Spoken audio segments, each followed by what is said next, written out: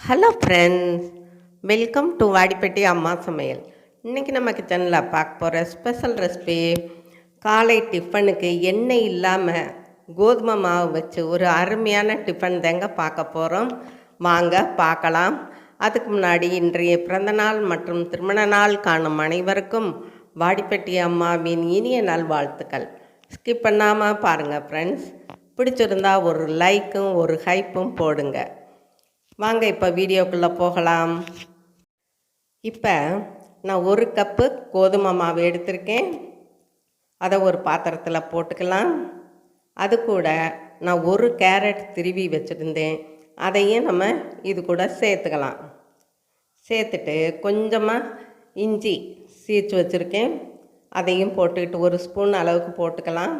பச்சை மிளகா ஒரு 2 பச்சை மிளகா பொடியாக கட் பண்ணி வச்சுருக்கேன், அதையும் நம்ம சேர்த்துக்கலாம். கொத்தமல்லி தழை கழுவிட்டு அதையும் நான் நறுக்கி வச்சுருக்கேன்.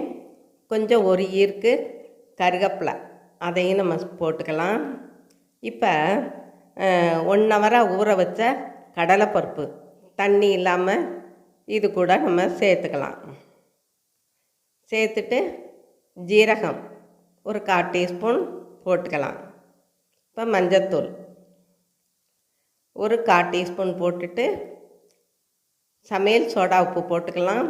அப்போத்தேன் அந்த டிஃபன் நல்லா சாஃப்டாக இருக்கும். இப்போ வெங்காயம் 1/2 கப்பு பெரிய வெங்காயமும் உப்பும் போட்டுக்கலாம். ஒரு சின்ன லெமன் பீஸ் எடுத்து புழிஞ்சு விட்டுக்கலாம். பாருங்கள், இந்த மாதிரி புழிஞ்சுக்கலாம். இப்போ பிழிஞ்சு விட்டாச்சு. இதை ஃபஸ்ட்டு நம்ம கையால் கலந்து விட்டுக்கலாம். எல்லாம் ஒன்று சேர்ற மாதிரி நம்ம ஃபஸ்ட்டு கலந்து விட்டுக்கிறணும். இப்போ கலந்தாச்சு. இது கூட கொஞ்சம் எண்ணெய் ஊற்றிக்கலாம். சூடு இல்லாத எண்ணெய் தாங்க. பாருங்கள், இப்போ நல்லா பிணைஞ்சு கொடுத்துக்கலாம். பாருங்கள், இப்போ நல்லா எல்லா பக்கமும் பிசைஞ்சதுனால கொலக்கட்டை மாதிரி பிடிக்க வருது. இப்போ இது கூட கொஞ்சம் கொஞ்சமாக நம்ம தண்ணி ஊற்றி நல்லா ஒரு சப்பாத்தி பதத்துக்கு பிசைஞ்சு எடுத்துக்கிறேனுங்க. பாருங்கள், ரொம்ப தண்ணி ஊற்றிட வேண்டாம், ஏன்னா வடை மாதிரி தட்ட முடியாது. அதனால கொஞ்சமாக தண்ணி ஊற்றி நம்ம பிசைஞ்சு எடுத்துக்கிறேனுங்க. இப்போ நல்லா பிசைஞ்சாச்சு. இது கூட நான் ஒரு பொருள் சேர்க்க மறந்துட்டேன். தேங்காய் துருவல் ஒரு 1/2 கப்புக்கு நான் திருவி வச்சுருந்தேன், மறந்துட்டேன். வயசாயிடுச்சு இல்லையா, அதனால மறந்தாச்சு. இப்போ அதையும் நம்ம சேர்த்துக்கலாம். சேர்த்துட்டு நல்லா பிசைஞ்சு கொடுத்துக்கலாங்க. ஃபஸ்ட்டே கலந்துருந்தா ஒன்றா கலந்துருக்கும். இப்போ நல்லா திருப்பி பிசைஞ்சு எடுத்தாச்சு. இப்போ இட்லி தட்டை எண்ணெய் தடவிக்கலாம். சட்டியில் தண்ணி ஊற்றி அடுப்பில் வச்சுருக்கேன், அது சூடாகட்டும். 5 நிமிஷம் தேங்க இந்த டிஃபனை நம்ம செஞ்சிடலாம். இப்போ கையில் கொஞ்சமாக எண்ணெய் தடவிக்கலாம்.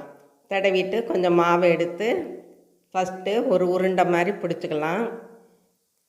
பாருங்கள், நீங்கள் இந்த கோதுமை மாவில் செய்கிறது மாதிரி கேப்ப மாவுலையும் செஞ்சு சாப்பிட்டுக்கலாம். சோள மாவு கம்பு மாவுலையும் செஞ்சு சாப்பிட்டுக்கலாங்க, அது உங்களோட விருப்பம். இப்போ பாருங்கள், இட்லி தட்டில் வச்சு நம்ம இந்த மாதிரி வடை மாதிரி தட்டிக்கிறணும். ஆனால் இது ரொம்ப கனமாக இருக்கு இல்லையா, அதனால் வேகிறதுக்காக நடுவில் ஒரு ஹோல் ஒன்று போட்டுக்கலாங்க.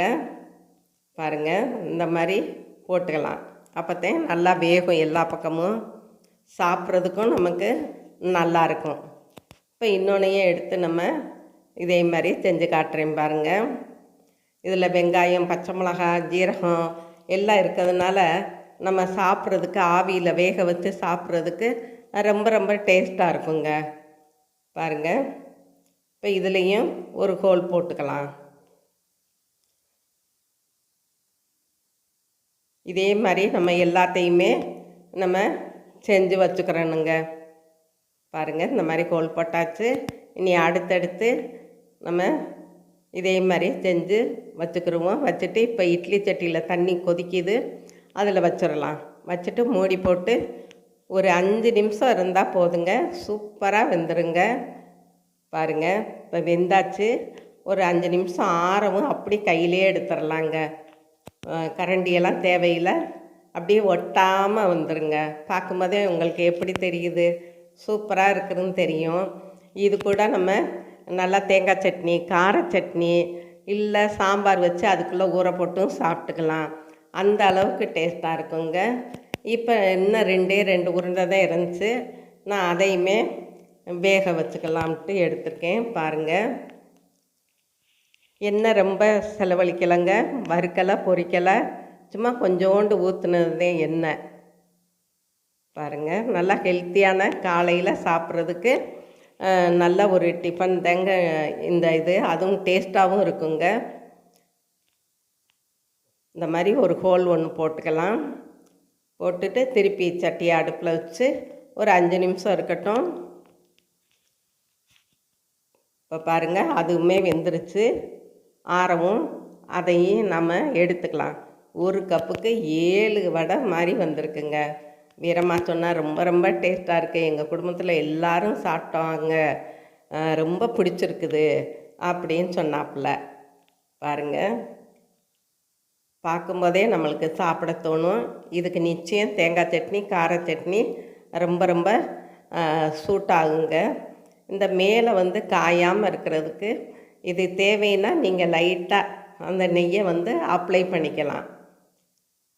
பாருங்கள், இந்த மாதிரி அப்ளை பண்ணால் இது குழந்தைகளுக்கு சாப்பிட்றதுக்கும் நல்லா, அவங்களுக்கு நெய்யினா பிடிக்கும்ல. உங்களுக்கு தேவையில்லாட்டி நீங்கள் ஸ்கிப் பண்ணிடலாம்.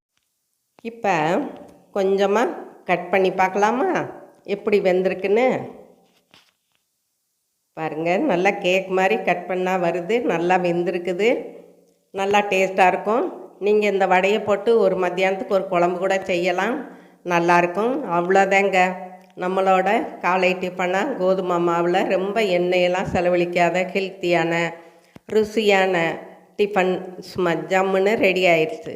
இதுவரை சப்ஸ்கிரைப் பண்ணாதவங்க சப்ஸ்கிரைப் பண்ணுங்கப்பா. ஆளுங்கிற பெல் பட்டனை தொடுங்க. லைக் பண்ணுங்கள், ஷேர் பண்ணுங்கள், கமெண்ட் பண்ணுங்கள். நீங்களும் உங்கள் வீட்டில் ட்ரை பண்ணுங்கள், சாப்பிடுங்க, சந்தோஷமாக இருங்க. நன்றி, வணக்கம்.